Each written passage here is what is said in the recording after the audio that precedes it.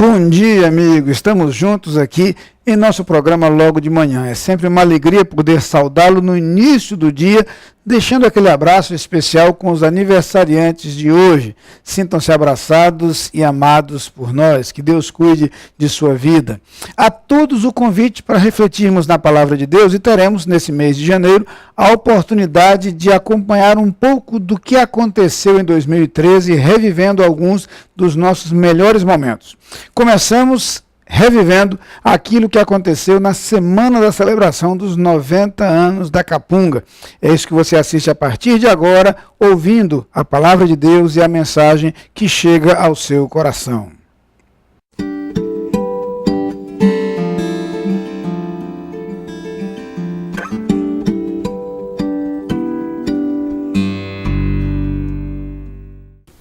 Na carta do apóstolo Paulo aos Gálatas, no capítulo 6, eu gostaria de ler com você o versículo 14, que diz o seguinte: Mas longe esteja de mim gloriar-me, senão na cruz de nosso Senhor Jesus Cristo, pela qual o mundo está crucificado para mim, e eu para o mundo. O apóstolo Paulo, nessa carta aos Gálatas, traz alguns conceitos preciosos a respeito da salvação, a respeito do que Cristo fez por nós, a respeito do que isso nos proporciona, os resultados, os efeitos do agir de Cristo em nossa vida, mas também a respeito da nossa atitude, da atitude que se espera encontrar em nós a partir do momento em que nós conhecemos a Cristo. Aqui nesse versículo ele consegue abordar vários aspectos diferentes e interessantes da vida cristã. Um deles, a humildade.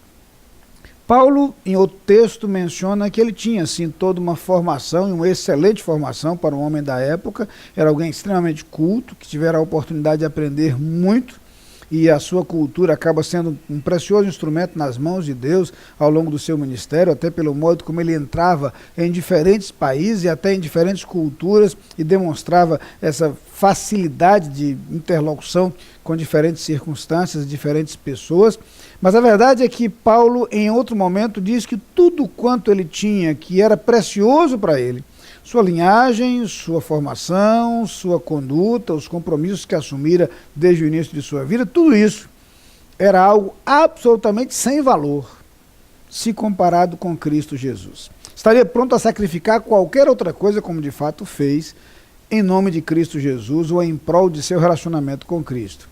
Ele agora diz o seguinte: eu não tenho nada na minha vida de que possa me gloriar, eu não tenho nenhum motivo de orgulho, a não ser a cruz de Cristo. A cruz é o meu motivo de orgulho. É interessante essa colocação do apóstolo Paulo, porque convém lembrar que cruz é sinônimo de vergonha. Naquele contexto, cruz é sinônimo de vergonha, cruz é sinônimo de maldição. Era o castigo que era aplicado aos piores e mais desprezíveis criminosos. Era símbolo de humilhação. Paulo então inverte a situação e, a despeito de tudo quanto ele tinha que poderia ser motivo de vaidade, ele diz que o orgulho dele é a cruz de Cristo. Em outro momento, quando ele escreve, por exemplo, aos crentes de Corinto, ele diz que o evangelho é algo extraordinário e é um precioso tesouro, mas um tesouro que Deus colocou em vasos de barro, que somos nós. Nós somos vasos de barro com o privilégio de comportar o tesouro que é o evangelho. É exatamente isso que Paulo quer dizer aqui.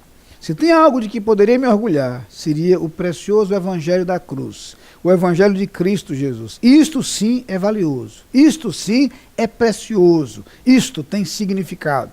Nada mais vale a pena a não ser isto. E Paulo vivia em função desse evangelho e da proclamação desse evangelho. Então ele diz que não se gloria em nada a não ser na cruz de Cristo. Mas ele vai adiante. Ele quer explicar os efeitos da cruz em sua vida. O que a cruz significa para ele. Conquanto a primeira imagem que tenhamos em mente é a imagem do Jesus que foi levado à cruz. Paulo faz questão de lembrar que a cruz foi instrumento, mas que jamais teria derrotado Jesus Cristo. Jesus venceu.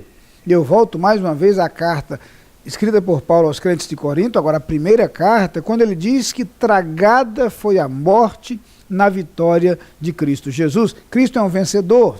A cruz não conteve Jesus Cristo, assim como o sepulcro também não foi capaz de contê-lo. Mas, na cruz de Cristo, nós encontramos uma transformação de vida.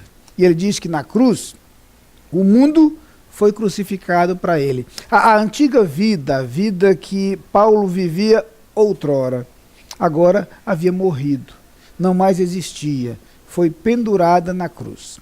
Sua relação com o pecado, sua escravidão ao pecado, sua condenação, tudo quanto ele tinha sobre seus ombros, agora fora crucificado em Cristo Jesus, fora crucificado no Calvário. Tudo aquilo havia morrido. Por outro lado, ele também, ele fora crucificado em Cristo Jesus, no que se refere ao mundo. Ele morrera para tudo aquilo que outrora fizera parte de sua vida. Ele morrera para tudo aquilo que era a sua existência anteriormente. Tudo aquilo morreu para ele. Ele morreu para tudo aquilo. É a mesma ideia que ele vai dizer ao afirmar que se alguém está em Cristo, nova criatura é. As coisas velhas já passaram e eis que tudo se fez novo. Ou como ele diz na própria carta aos Gálatas, ao dizer, não vivo eu, mas Cristo vive em mim. Essa transformação operada pelo relacionamento com Cristo fez com que agora o motivo de orgulho na vida de Paulo fosse a cruz. Cruz que proporciona salvação, cruz na qual o mundo morrera para ele e ele morrera para o mundo, porque sua vida agora é Cristo Jesus. Sua vida agora é esse precioso evangelho. Esse sim, motivo de orgulho, porque o evangelho precioso confiado a um homem falho. A glória de conhecermos o evangelho de Cristo Jesus. Evangelho que nos transforma. Evangelho que nos faz novos. Evangelho que nos aponta em direção à vida eterna. E que eu gostaria muito que todos vocês que nos assistem neste instante conhecessem pessoalmente. Vamos orar? Pai querido, não sei até que ponto as pessoas que nos assistem neste instante conhecem a preciosidade do Teu Evangelho. E a minha oração nesse sentido, Pai, minha oração é justamente nessa direção, que essas pessoas possam conhecer a Cristo Jesus, conhecer o Seu Evangelho, experimentar a transformação que o Evangelho pode produzir em suas vidas e passarem a viver de forma diferente, com a presença de Cristo ao seu lado e com a certeza da vida eterna. Em nome de Jesus. Amém.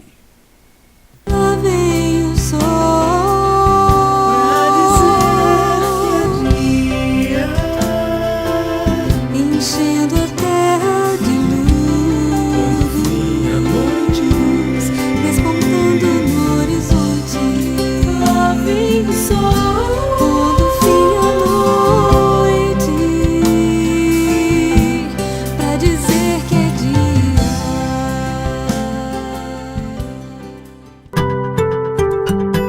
Para mim, uma alegria e privilégio recomendar o presente diário.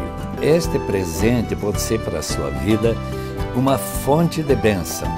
Meditação sobre um versículo da palavra, um trecho do texto bíblico, além de alguma história, algum conto, algum milagre na vida das pessoas, que podem também ser um incentivo para viver um dia mais para o Senhor e alegrar-se fazendo a vontade dele.